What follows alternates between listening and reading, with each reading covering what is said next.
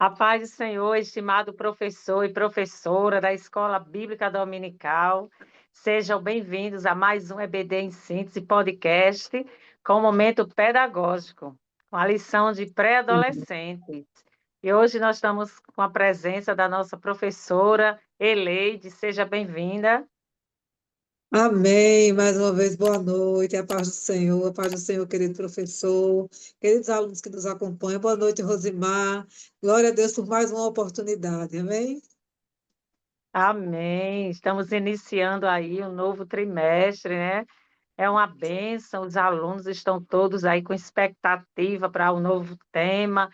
Neste domingo, iniciaremos esse trimestre, né, pela misericórdia do nosso Deus, e nós vamos estudar sobre a preservação dos valores cristãos, né? Nós vemos que neste trimestre veremos como Deus formou a família.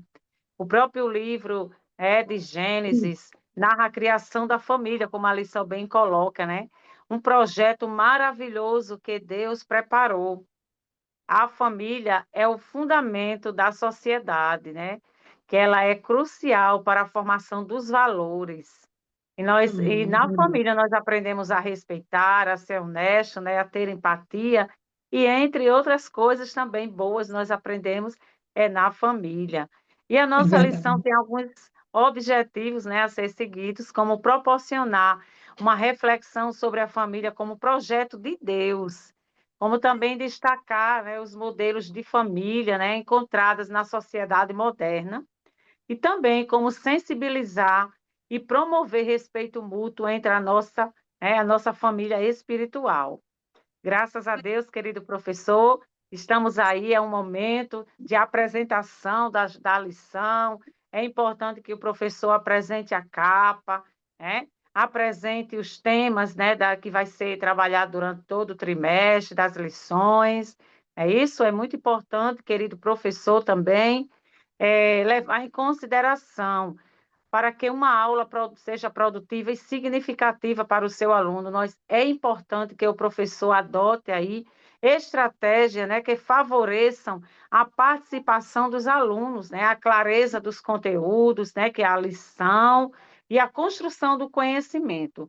Nós vemos aqui como Amém. algumas dicas durante o trimestre, como o uso de alguns recursos diversificados, né, como utilizar-se aí de vídeos, imagens, músicas, né, jogos, experimentos, né, até mesmo como materiais concretos, tomando aprendizagem, tornando assim a aprendizagem ativa, né, mais atrativa para os nossos alunos. Pode ser utilizado também, querido professor, algumas metodologias ativas, né, para incentivar, né, o protagonismo dos estudantes por meio de debates, né, é muito bom. Como trabalhos em grupos também. Então, esse trimestre está aí recheado de conhecimentos para ser colocado em prática aí com os nossos alunos.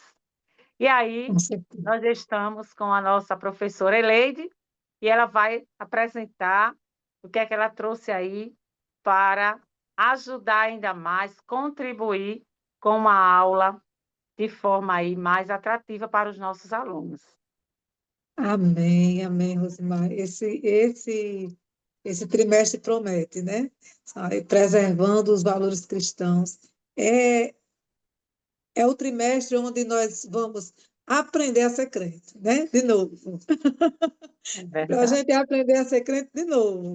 Eu Então, fechando o ano para mesmo, vou iniciar, fechar o ano mesmo. para além da lição, né? Para além da lição deste domingo, né? Uma boa dica para os professores, né? Seria que os professores criassem uma espécie de cronograma de leitura bíblica, né? Principalmente das cartas paulinas, que são as cartas onde estão relacionados esses valores que nós vamos aprender durante esse trimestre, né? Vai falar da família, vai falar da nossa convivência em sociedade, vai falar da mentira, da honestidade, da necessidade da honestidade, da violência, de como é que nós podemos nos comportar no trabalho, na escola e assim sucessivamente. Então, para que o aluno tenha acesso a essa leitura programada, sistemática, né, nada mais eficiente do que um cronograma de leitura. E também o que o professor faça esse acompanhamento com seus alunos. É possível. Toda semana o professor pode direcionar um aluno para ser o coordenador da leitura da semana, né? Ele quem vai ali fazer aquela coordenação Certo. da leitura, ele pode também, junto com os outros alunos, criarem esboços a respeito de cada leitura, resumos, né? Definir o que eles aprenderam com cada leitura que for feita, eles darem ali a sua opinião, dizer o que mais ou menos aprenderam, para que aquela leitura seja cada vez mais assim, mais absorvida, mas que também seja mais prazerosa, para que o aluno também possa dar a sua opinião a respeito daquilo que ele está lendo, dizer o que foi que ele entendeu, para que ele possa também sentir prazer nessa leitura. Eu li aqui, mas não é só ler. Me diga o que você compreendeu a respeito dessa lição, para que os saberes sejam trocados, para que os alunos consigam também aprender uns com os outros e também o professor possa aprender com o aluno. Nós tivemos uma experiência de cronograma de leitura, onde os alunos faziam esse resumo, né? Eles apresentavam esse resumo a respeito daquilo que eles tinham compreendido. E foi tão rico, porque tinham alunos que apresentavam resumos assim, que eram tão extraordinários, que eu acredito, eu como professora, aprendi tanto quanto eles que estavam ali, né, que ainda fazendo as suas primeiras leituras, ainda nas suas primeiras experiências com a palavra de Deus, sem tantas pesquisas elaboradas como a gente faz para poder ensinar, né? Mas dentro daquilo que eles compreendiam, era uma riqueza de testemunho, de palavras, que era maravilhoso, foi extremamente rico, né? Passar por essa experiência junto com eles. E eu acredito que também vai ser uma grande experiência para cada professor que tiver a oportunidade de criar esse cronograma sistemático da leitura, principalmente das cartas paulinas, Rosimar. Lá do livro de Romanos, da carta aos Romanos até a carta aos Hebreus, dá para o professor criar ali nos 3 meses, 2 capítulos por dia, dá muito certo, e cada um vai viver a sua própria experiência com a leitura da palavra, e vai transmitir isso, vai ser maravilhoso, né? Agora, falando especificamente da lição de domingo, nós temos aqui algumas questões que precisamos abordar com muita delicadeza, né? Em tempos de educação de gênero, né? Educação, aí toda essa educação libertária, né, que querem apresentar. Nós, dentro da escola, na escola secular, o aluno vê de tudo. E nós precisamos ensinar de tudo, mas também precisamos ensiná-los a buscar aquilo que é o desejo de Deus, aquilo que é o padrão bíblico para as nossas vidas, que é o tema da lição, preservando os valores cristãos. Nós vamos aprender aqui o que é valor e principalmente o que é valor cristão. E é este exemplo que nós precisamos buscar para a nossa vida. Então, aqui no Saber Escolar número 4, diz aqui que a sociedade moderna reinventa modelos de famílias que não são bíblicos, né? Que famílias não bíblicos. E a lição traz essa informação, né? Primeiro, ela traz lá o modelo de família bíblico e, em seguida, o modelo de família não bíblico, que está aqui relacionado. Então, dentro da minha perspectiva, né? Vou falar da minha perspectiva pedagógica, eu acredito que a última informação ela é sempre mais importante, porque ela vai ficar fixada. Muitas vezes vai ser a única coisa que vai ficar fixada na cabeça do pré-adolescente que tem a mente a 1.000 por hora, né? Eles nem estão sempre prestando atenção em tudo que a gente diz. Então, o ideal seria que, na minha perspectiva, que o professor iniciasse a aula falando dos modelos de família que a sociedade apresenta. O que é que eles entendem por modelo de família moderno? E até mesmo trazer lá um quadro de pregas, ou um cartaz, ou figuras que possam trazer essa informação para eles de uma forma mais livre, que eles não ficassem fixados naquela lição, naquela informação, né? Apenas para que eles consigam compreender, porque nós precisamos também ensinar que todas as famílias, elas são bem-vindas na nossa congregação. Todas as famílias, independente dos modelos, né, elas precisam de Jesus. E nós precisamos conhecer para que não sejamos pessoas radicais, não é verdade? Então, nós precisamos conhecer quais são os modelos de família e quais são eles. E aí, a lição traz aqui algumas informações, né, que eu achei bem interessante, porque ele traz de forma assim, bem formal, né? Então, que é a família matrimonial, a família que é informal, a família monoparental, a família anaparental, né? Que a gente nem presta muita atenção nisso, mas é uma família constituída só de irmãos, é, é, que é muito comum os pais, né, partirem para a eternidade, ou então mesmo irem embora, abandonarem os seus filhos e os irmãos se juntam ali e moram juntos. Eu conheço uma família anaparental, né, só de idosos, eles moram todos juntos numa casa só. Né, um perdeu o seu marido, outro perdeu a sua esposa, e aí eles se juntaram, são todos idosos, moram numa casa só, 5 irmãos idosos. É uma família anaparental, né? É um exemplo disso. Famílias que são reconstituídas, uma pessoa que já tem filhos, duas pessoas diferentes, com filhos diferentes, né? De famílias de outras formações familiares diferentes, se juntam e constituem uma única família. A família unipessoal, que é constituída de uma pessoa só, a família paralela. Então, todas essas famílias precisam de Jesus, né? Inclusive o nosso modelo, que é o modelo bíblico de família, que é esse modelo ideal que nós devemos buscar como cristãos. Nós não devemos nos contentar, como diz o apóstolo Paulo, não vos contenteis, né, com esta era. Nós precisamos rejeitar o pecado, nós precisamos rejeitar as ofertas do mundo e nós precisamos buscar o padrão bíblico para a nossa vida. Então, esta última informação, que é a família formal, a família matrimonial, é que deve ser o foco da nossa lição. Então, cobrindo todas essas informações, aí o professor apresenta a família formal. Inclusive, pode apresentar trazendo um belíssimo cartaz com uma árvore familiar, talvez, né? Ou que os alunos possam criar sua própria árvore familiar, com seu pai, a sua mãe, os seus irmãos, né? Se tiverem avós vivos, coloca lá o nome, ou uma foto, ou qualquer coisa, que eles possam, né? Produzir na sua mente esse padrão bíblico de família, que é o mais importante para nós, depois da nossa, e depois, né, depois da família formal, a nossa família, é, família, né? A nossa família espiritual, a nossa igreja, aquelas pessoas que se constituem para nós como família, quando andam conosco, quando ora por nós, né? Quando nós oramos por elas, e assim sucessivamente. E será uma bênção essa aula, em nome de Jesus, né?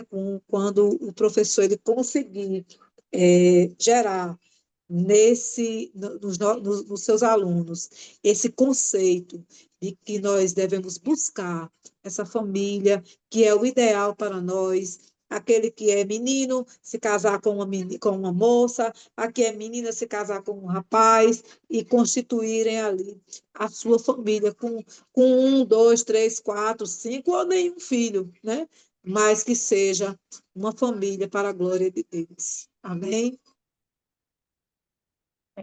Que bênção, Irmaelide. Eu ouvindo você aqui, eu estava pensando, que coisa maravilhosa como Deus sabe organizar as coisas, né? A sua dinâmica A sua dica vai dar bem certinho para complementar com a minha sugestão.